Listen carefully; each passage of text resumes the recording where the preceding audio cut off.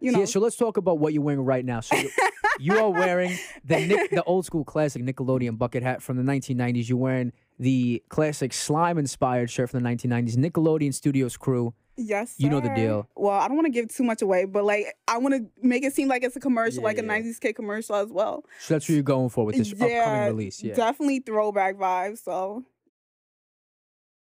What's going on, everybody? Welcome back to another episode of Miltrick Media. I'm here with Staten Island hip-hop, R&B, and dance artist, Michaela. Michaela, how's it going? Thank you for being here. thank you for having me. I feel good. I feel really good. Very swell. That's good. That's good. So how's your weekend been? How's your summer been so far? Well, it's definitely hectic because I do have to work on the 90s kid music video. I'm definitely getting like the final production. I just recently got an email from the videographer, and he was basically sending me the mood board pictures and stuff like that.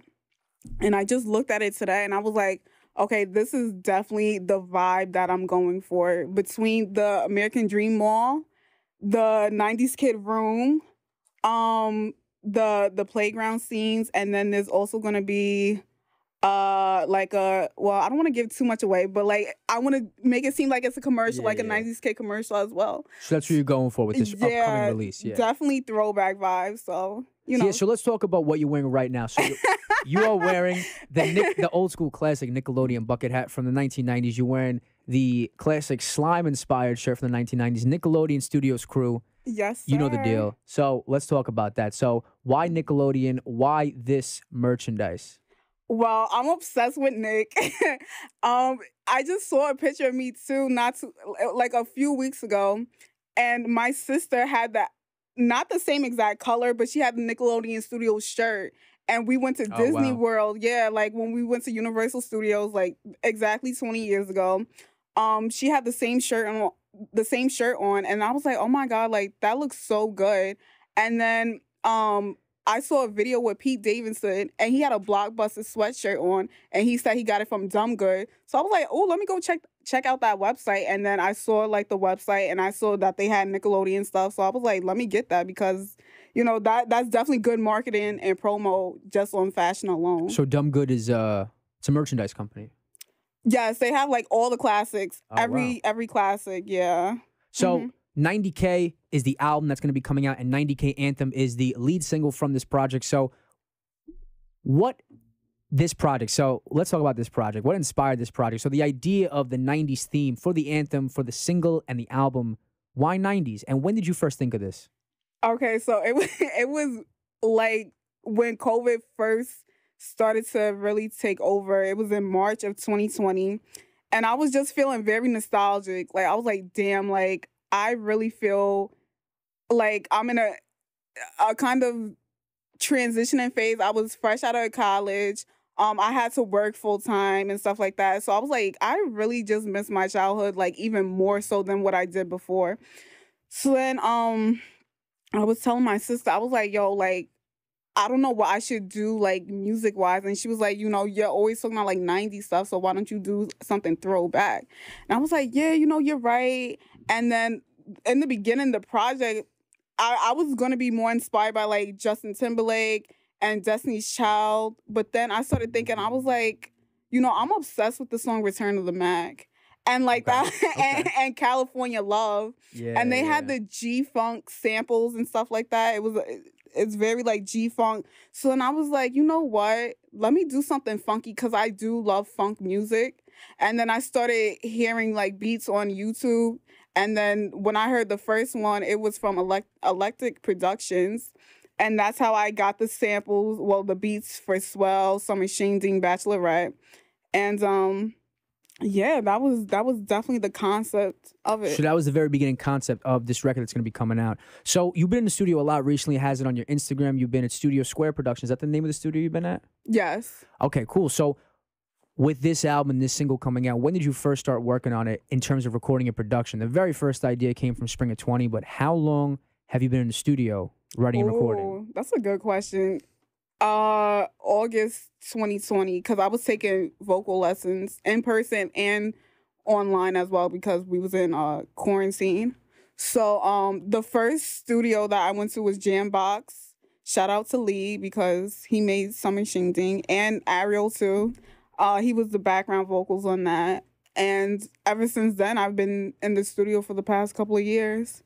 So, oh, wow, that's pretty cool. Yeah. So even the music videos you have on your YouTube right now, you have Bachelorette, you have Swell, you also have Summer Shindig. So you finance these music videos on your own? Yes. So let's talk about independent music video production. So how did you go about getting these videos set up, financing them, and executing them as an independent artist? Walk us through the steps for other artists that are watching. Right. So I went on Thumbtack.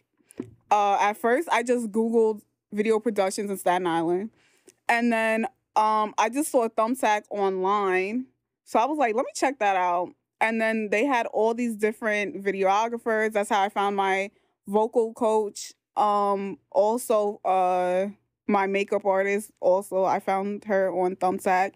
And from then on, the first video, it was shot by, I'm going to be honest, I forgot who it was because I only worked with them one time. But the second video was Swell and Bachelorette, and that was actually shot with my vocal coach because she's a videographer, her and her boyfriend. So they shot those two videos as well.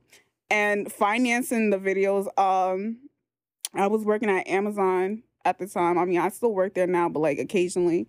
But I was working at Amazon, and I would do like, cause nothing was open. Yeah, yeah. So I just had to like keep busting and keep grinding. And then I'm gonna be honest with you, I got unemployment last year, and then I started using those checks, and then like. Why not? You're putting it back into your career, into your business. Exactly. So honestly, the unemployment checks, they were kind of like a loan, if you kind of want to say that. But mostly, I paid for those videos on my own. And can I talk about cost or? Yeah, of course. Yeah, talk about whatever you want. I love that. Yeah, the cost. Summer Shingding, that was $1,000. Swell with the videographer, the dancers, the location.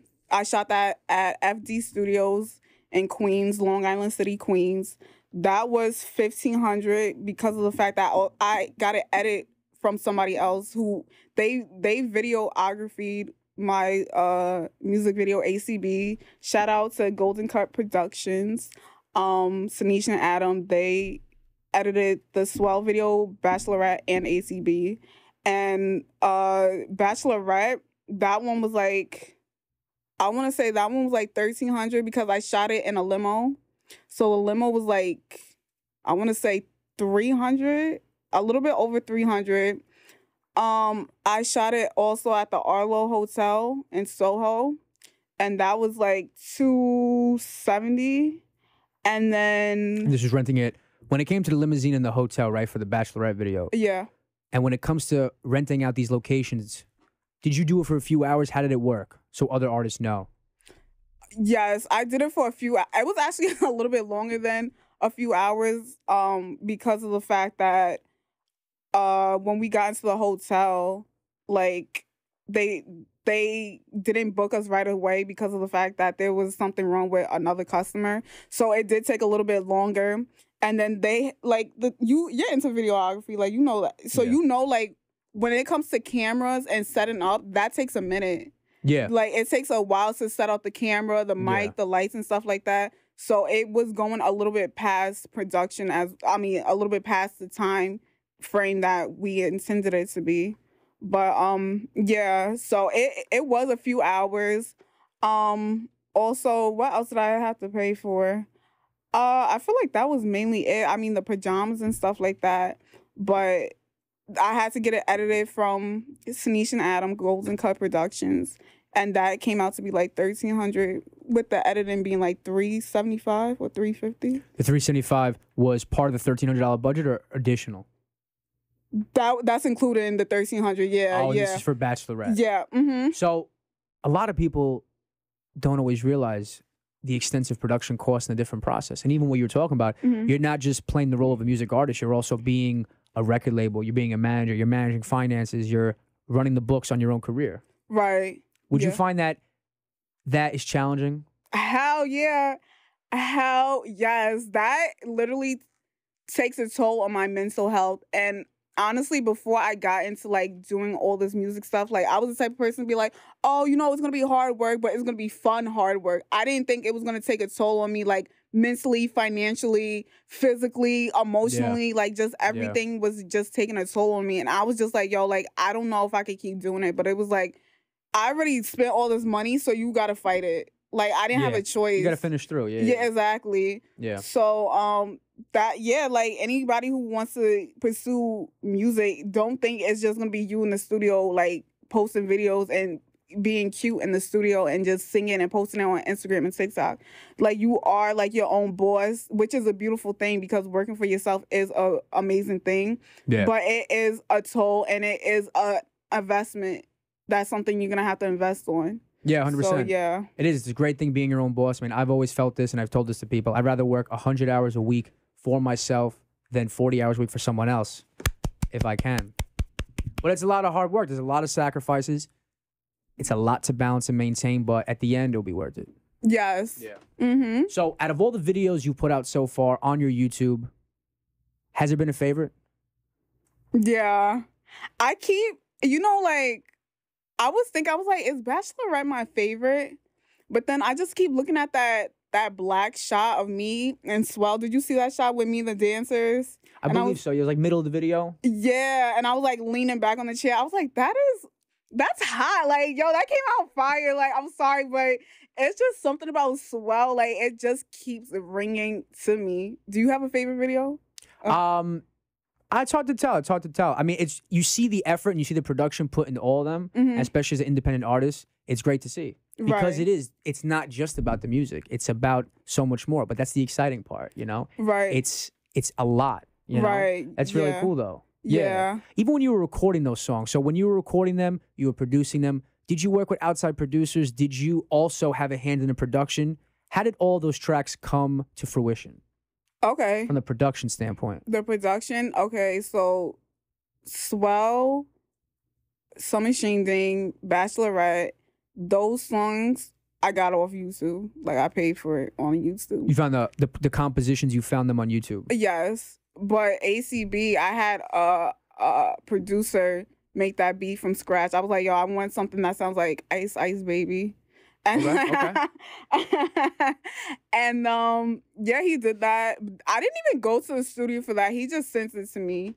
But the 90s K Anthem one, I went to IMI Studios. They're located, I think, on Clinton Street. That's like the lowest side of Manhattan, lower east side of Manhattan. So anyone who wants to check them out, you should. But yeah, that one was scratch. What else? I guess like, since we're talking about the singles, I'm gonna just say for those, like, what the production was. But yeah, I had Ariel. Shout outs to Ariel. He made a couple of beats on the record too. And so it was like half scratch, half like brought off of like YouTube. Yeah, I got you. Yeah. Half a couple of producers you knew and that you've networked with, and then also a couple where you found online. Yeah. That's how it goes a lot of time. Right, yeah. You find it from different sources. There's a lot of great stuff out there. Yeah. You know what I mean? So with this upcoming album, the 90s theme album, 90K, how many tracks is going to be on this whole album? 10. 10.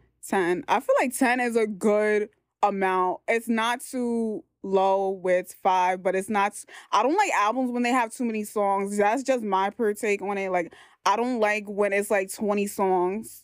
And this is another thing with me is for me and like future projects that I put out, like music wise, I want my project to have a theme. I want it to tell a story. Like, I don't want to just put out music and it don't tell a story. Like, Summer Shingding is very storytelling. Bachelorette, storytelling. ACB, you know, I got a daughter, her name's Sally Mae. Like, I'm talking about, like, college-wise. Like, yo, I thought college was going to be, like, a good point for me, but it really wasn't. Like, I felt it was very unnecessary. So definitely I want to be a storytelling artist, and I want to portray that storytelling in my music and in my videos as well. Yeah. And through my clothes. Yeah. Yeah. It is. It's a whole package. That's a really great point that you brought up, where with your music, you want to tell stories. You want it to be a cohesive story. Some music artists do that. Some music artists, they don't do that. So why do you want to tell stories? I feel like music is so powerful, and I feel like with my come up story and just being from New York City is just a storytelling in itself. And one thing about me is I love Biggie. Like, I'm obsessed with Biggie Smalls, and he's a storyteller. Yeah. So, like, that's definitely something that I could relate to. Like, you know, he's Jamaican, I'm Jamaican. So it's like, I don't know, like, that's just something for me. I don't want to just make music about, like, twerking and, like, love songs. That's just, I'm not in love, so why would I make a song about being in love if I'm not in love? Like, I want to talk about, like, real stuff, and I want people of all different genders and ages to, like, you know, relate to it. I don't want to just go to, like, one certain type of person. Like, I want guys to listen to my music as well. I don't want it to just be females. So it's just, like, for me, yeah. Yeah, as a songwriter, you can make and create music about whatever you want.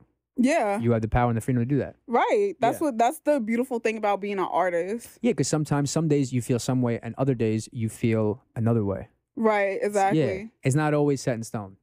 So, talking about even the records and how you want to be a storyteller with your art. So, with the 10 songs on this album, do you have a full track list that you could reveal to us on the show? Hell yeah. So, run us through the track list, the song titles, these 10 songs. Okay. So, 1 is Summer Shingding, 2 is Qualify, 3 is Catalyst. Is it? 4 is Illusions, 5 is a little interlude to, like, break, like, because 5 out of 10. I got you. Yeah, so it's playing these games. 6 is El Cabron. Yeah, it means like a what is it in Spanish? Like a bad guy in Spanish. 7 is Swell. 8 is Bachelorette. 9 is ACB, and 10 is Throwback 90s Kid Anthem. Is this the first time you're revealing publicly the track list of the upcoming album? Yes, sir. You heard it here first on Miltrick Media. Let's go. That's exciting. That's really exciting. So, you were born and raised in New York. Yes. How do you feel that New York has inspired your artistry and your career as an artist? In so many ways. You know, like, having a father who's an immigrant and, like, coming here from Jamaica and, like, being, like, my parents, they're two different, like, they're both Black, but they're two different ethnicities. So, like, having a mom who's African American and having a dad who's West Indian, it, like, brought a different sense to me, especially growing up in New York. We're such a melting pot. And, like, we have so many different cultures, and we have so many different, like, we just have so many different backgrounds to us. And that has definitely been a huge part of, like, my upbringing in New York and, like, the hustling. And, like, you know, I have other hustles as well, like working at clubs, or, like, I work at whatchamacallit, I'm a background actor. I just did nice. I just did a movie with Zendaya, so shout out to her. Do you use Backstage? Yes. Yeah, I've used Backstage too. Oh, you're on TV too, like you do? I did a couple of gigs back in 2020. Like, one of them was background acting, one of them a couple student films, but I tried it out because I just wanted to learn about it. How do you get into that business? Yeah.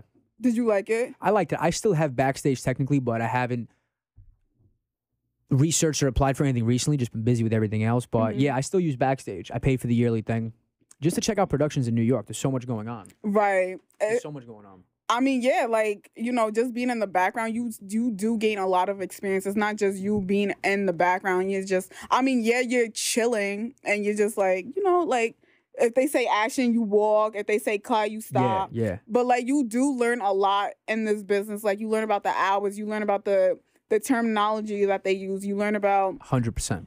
like, where they want you to be placed. You learn about, you know, just like how the directors move, the makeup artists move, how the production assistants, they work so hard. The people, the camera crew, the boomer, just everything. You learn so much. And music and film, they go hand in hand, I feel like. I was just going to say, do you feel that those experiences that you've had working in the film, television, and doing acting gigs, do you think that that knowledge can be applied to the music industry? Of course. I agree. Of course. Like, even with working these long hours and stuff like that, like, it could be tiring, but it's like, this is the lifestyle that you, like, this is what's going to be taking place and stuff like that.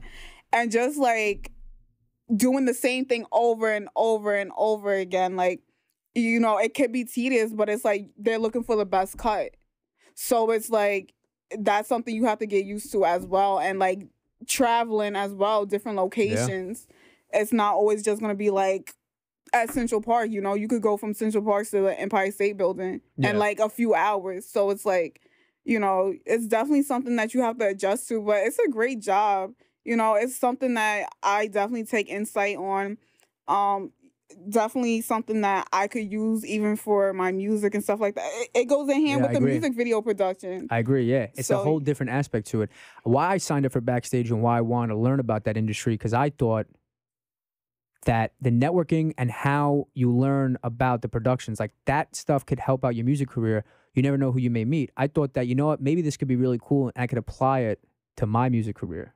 Of course. Going on gigs like that, like let's say trying to get involved with productions or like, you know what I mean? And you'd agree with that too, right? Right. Yeah, it's a hustle too, because once you get booked, that doesn't mean you're going to be booked for like the whole week. You could be booked for like a couple of days out the week. And then like the next 3 weeks, you kind of asked out. So it's like, it's a hustle. It's something like you have to just create stamina for it to keep building like your endurance and like, okay, one production, one TV show, they don't want me. Okay, go to another one. Just like keep applying it and applying to it. Yeah. And you'll get it. Yeah, the only experience I had, the only time I got paid, a paid gig, 'cause I just did one, it was March of 2020, right before the pandemic. And it was March 12th of 2020. I was in Jamaica, Queens, and we were doing extra work, background work for the Showtime show, City on a Hill.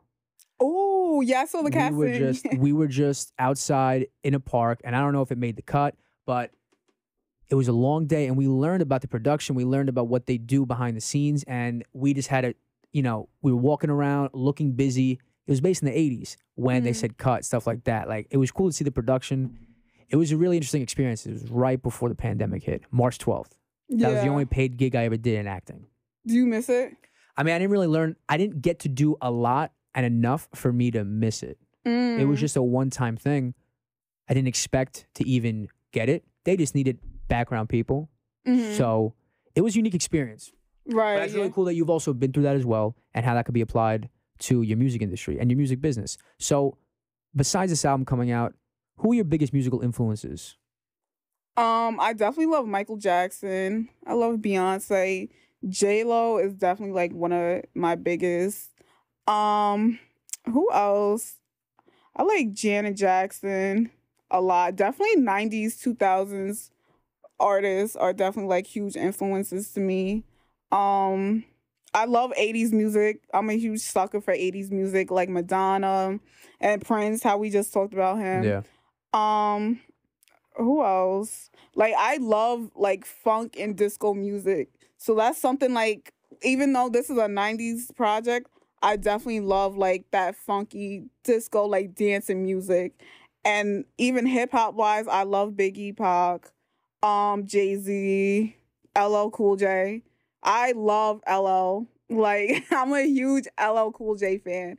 And even with the bucket hat on, it's kind of giving me like 80s LL Cool J, you know, I need a beat type of LL, so yeah. And with this upcoming album, the 90K album, who are the exact influences for that album? That's a good question.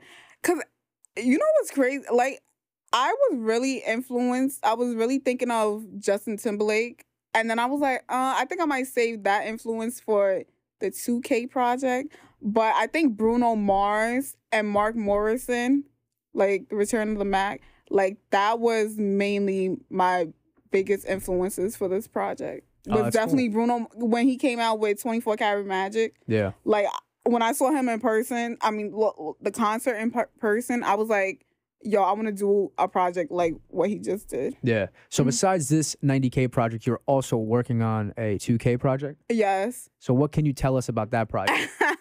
Well, I just got some of the lyrics down, but it's definitely, it's going to be like a part 2 to 90K. Okay. But it's definitely going to be 2000s influence. It's not going to be, it might, no, there's one song, and it's going to be an anthem, and it's going to be, I don't want to give it away too much, but it's definitely going to be an anthem that's going to be influenced by California Love. And yeah, I could say that. But I'm gonna be dressing more like 2000s for that project. I'm going to look completely different. I'm going to have like my hair like, you know, longer and stuff like that. I won't look so, you know, kid friendly. But yeah, it's definitely going to be a cool project. I'm looking forward to it. That sounds exciting. So after the 2000s inspired project, are you going to be going into a 2010s inspired project as well? Some influence, yeah. Yeah. I'm That gonna may be be in the honest. works. Yeah, I have like the first 5 projects already like listed in my head. Oh, great. Yeah. That's great. So then even moving on to this, I wanted to ask you this because you're an independent artist. I'm an independent artist. What advice do you have to up and coming independent artists trying to make it in the music industry? What's your advice to them to stay motivated and to stay on their mission, their grind? I would definitely say, like, I know it's hard, but I would definitely say you need to really sit down and ask yourself, do you really want to do this? And like, you really need to ask yourself, do I want to invest so much time, money, energy into, because people need to realize like your dream is really a sacrifice. Like that, this is really going to be something like you got to give something up for this to succeed. And whether it might be the money, whether it might be like, you know, if you're with a significant other, you might not spend as much time, you might not see your friends like that. You really need to sit down and think like, is this worth it? And you really need to also understand like you are going to get told no. Like the word no should be something like you should be used to. I know it sounds crazy, but like people are going to tell you no, but you really have to just get your own keys and open up your own door. I agree. Hearing the word no, it shouldn't be a deterrent. Yeah, exactly. You're going to hear it more times than yes. Right, Just yeah. gotta keep moving. Right, exactly. You said it best. Yeah. So how long have you been pursuing a career in the music industry? When did you first start and realize I want to be a music artist? At what age? Oh, I was mad young. I'm gonna say like 4 or 5. Like once, like my dad, he used to like take me and my sister and I to Brooklyn to go to my family's house and stuff like that. And I remember I used to hear the songs like, you know that song, Lady, Hear Me Tonight? That song. And One More Time, Daft Punk. You know, The Daft Punk song, I believe. yeah, that one. Like when I used to hear those songs and just think, I was like, yo, how the hell are they on the radio? Like, how is there a sound coming out that radio? Yeah. And then once, like, my mom, she put my sister and I in, like, the choir and church and stuff like that. I was like, okay, this is definitely something I want to do. Oh, like, so you grew up and you were in the choir? Yeah. Yeah. So that was something, like, I always did. And then, it was just something that I felt that I could do. Like, I always felt like I was a creative person. Like, even in school, like, when I had a creative project, I would put like my all into it if I felt like if it was music related. Like I'll never forget in middle school, we had to do a project and it was like you either had to pick the soundtrack to your life or you had to do something else. And of course, I picked like a soundtrack to my life and I had like all these songs on it and it felt good. Like it felt like a release to like express myself through that. So yeah. That's cool. So last but not least, when is this new album coming out? When is the release date? I definitely want to say fall. Yeah, like we're already in like the mastering part. So definitely in the fall, like you should be on the lookout for it. And I'm definitely going to promote the hell out of this. Because I ain't spent all this money for nothing. Like, just to keep it in the vault, like, nah. Yeah. That's exciting though. You got to let it go. You got to get it out there. It's going to be really exciting to see. So where can we find you on all social media platforms? Michaela, let the audience know all of your social media handles. Okay, so my YouTube channel is _official Michaela. My Instagram is _official Michaela. And my TikTok is _official Michaela. But the Michaela has 2 A's in it at the end. So yeah. You spell with a K, right? No, it's official MICHAELAA. Oh, gotcha. My bad. All right, cool. Any other thing? You have TikTok, Twitter. Did you mention that? Oh yeah, my TikTok is _official Michaela with the 2 A's. But oh wait, there's what is that thing? It's like the bar and it's like low. It's not a hyphen. It's like a lower hyphen. Underscore. Oh yeah, underscore. Yeah, I think I just said that. But it's all good. But yeah, I don't really have Facebook like that. I mean, I should. Wait. I don't know. All I feel good. like Facebook is kind of whack. Listen, you could even promote your music on MySpace and LinkedIn. Yeah, I should be like my post, like. You're like, hey, listen, check out my new single 90K on LinkedIn. Yeah, exactly. You never know. You never know. Or like if you like my posts and my music, I'll rate you 1 out of 10. Oh, remember that? Yeah, like my status, like my status for a TV Honest and Rate Yeah. back in 2010. Right. Yeah. Yeah, that's crazy. Well, Michaela, thank you so much for sitting down with me. on Oh wait, another- can I show the back of my t-shirt? Yeah, let them know the back of the shirt. Woo. See it? Hey. The Nickelodeon okay. Studios. Yes. Sir. That is the classic OG Nickelodeon. That's like late 90s. Yeah. Rest in peace to the Nickelodeon Studios in Florida. Yeah. They did the most. But that's cool to see the Nickelodeon influence. Nickelodeon was iconic to our childhood. But Michaela, thank you so much for sitting down with me on another episode of Miltrick Media. Michaela is a Staten Island-based singer, songwriter, dance, hip-hop, and funk artist. She has a new album coming out soon, 90K. Be on the lookout for that. Check her out on social media platforms. Thank you guys for tuning into another episode of Miltrick Media. I'm your host, Miltrick, and we will see you soon. See ya.